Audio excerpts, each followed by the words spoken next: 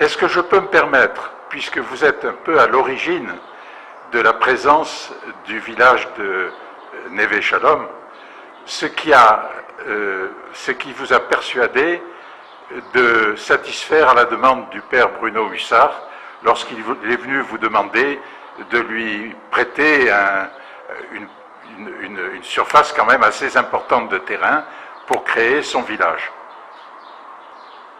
Bien, je dois avouer d'abord, je commence par faire une confession. D'abord, je n'ai pas cru à lui. Et j'ai refusé. Je me suis dit, oh, c'est un rêveur. Son affaire ne marchera pas.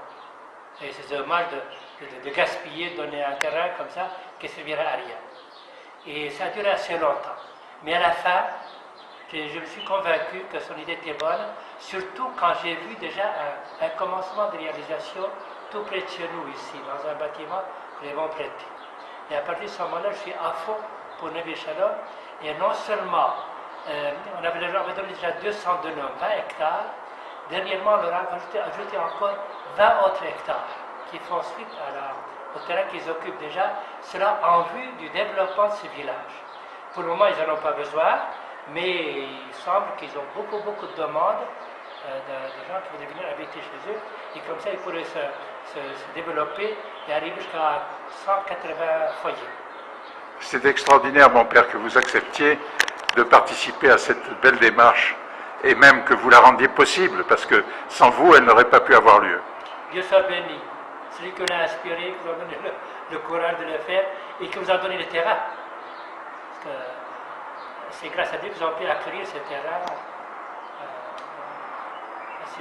assez facilement. Vous savez, c'est drôle, mon père, parce que quand on est ici, et j'avais déjà eu l'impression la première fois, il y a 30 ans, lorsque je suis venu ici, c'est que finalement la terre, c'est à Dieu qu'elle appartient. On a ce sentiment, vous savez, on le sent en la voyant, cette terre. C'est curieux, hein? Toute la terre est à Dieu, mais spécialement cette terre. Que de fois il a appelé, c'est ma terre, je vous la donne en héritage, mais c'est moi qui vous la donne. Et que de fois dans la Bible, j'étais frappé par les paroles des prophètes. Vous avez souillé ma terre, vous avez profané ma terre. C'est très fréquent ce reproche que Dieu fait à son peuple et qui montre que cette terre est vraiment à lui. Et c'est là qu'il s'est incarné. Jésus est devenu citoyen, habitant de ce pays.